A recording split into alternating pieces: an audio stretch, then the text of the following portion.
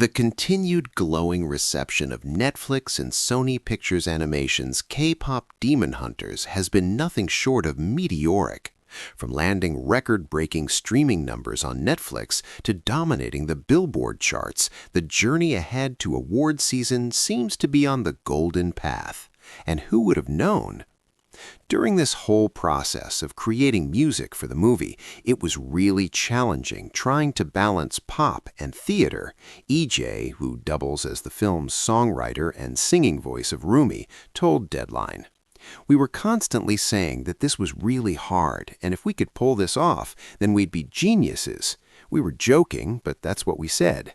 And now, here we are, and it's so incredibly validating and shows that hard work does pay off at some point.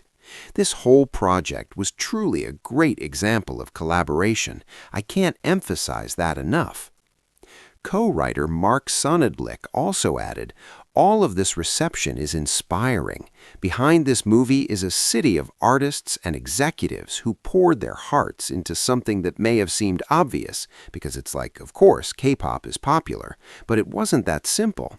This was such a labor of love for something that isn't big IP, and to see the response that the audience has had and the love of the fans, that's the only reason why we're even in these conversations, because of how people have built word of mouth and formed a relationship with the material.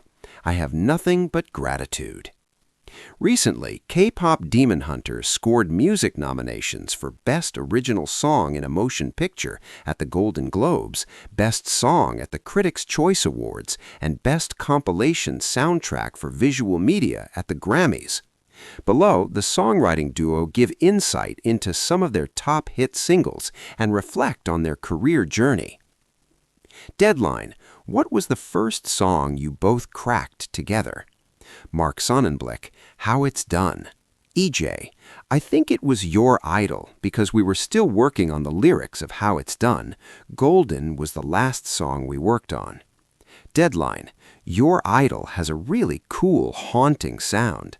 Talk about the composition behind that track."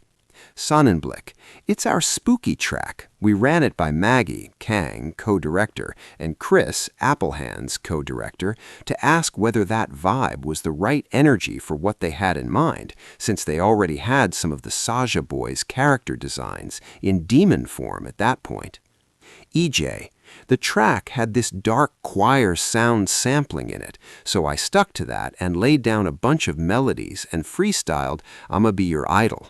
And that line was a light bulb moment, because I was a K-pop trainee for a very long time, so I've seen the dark side of K-pop, and the idea of idolizing someone can be very toxic, so I added that creepy cathedral sound, the Pray For Me Now lyric.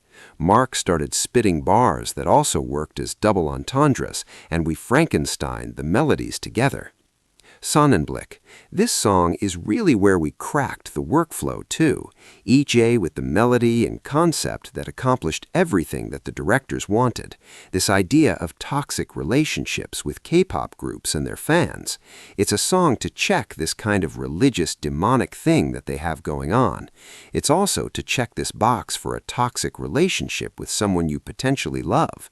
But the challenge was also trying to make it stand as a pop song." EJAE: "It's a song about taking souls, and then the added layer of Hunter X connects people through music, but the Saja Boys divide people through music." Deadline: "What was the most difficult song to craft?" EJAE: "How It's Done." Sonnenblick: "For sure." EJAE: "We for sure did not know how it's done back then."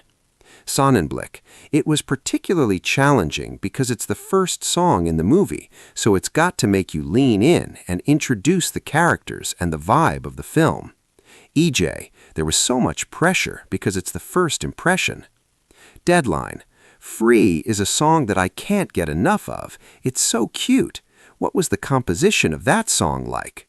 Sonnenblick: That song was the first time I had met Stephen Kirk and Jenna Andrews, and they had a draft of the verse and chorus, which has that beautiful melody. So I started working with them on it, and Maggie and Chris, and I realized it was more than a traditional love song. We were trying to show two people becoming increasingly vulnerable towards each other, while also discovering in real time that they're both a little cautious. They don't have many good reasons to trust each other, but they're finding that vulnerability is healing them. It rides a line of being more of a subtle love song than the big-throated romantic duets of like, "Now We're in Love." It became a process of trying to tell the truth of that story, and the lyrics, for example, of another draft was like, "What if it feels right standing right in front of you? What if we don't try fighting? Or what if we don't try running from it like we always do?" Or something like that. But the difference between going, "What if it feels right standing right in front of you?" There's a proposal to that, there's a strength to that, and then changing it to a, "Why does it feel right every time I let you in?" That's something you can genuinely ask in the moment, like, "I don't fully understand what this is, but I'm healing by getting to know you, and I think you should pursue this together, and maybe I think you should lean into this too, but I really don't understand it." And he says something back to her like, "I don't trust it, but I want to." We wanted that tension and had to learn how to maintain that throughout the whole song. Deadline.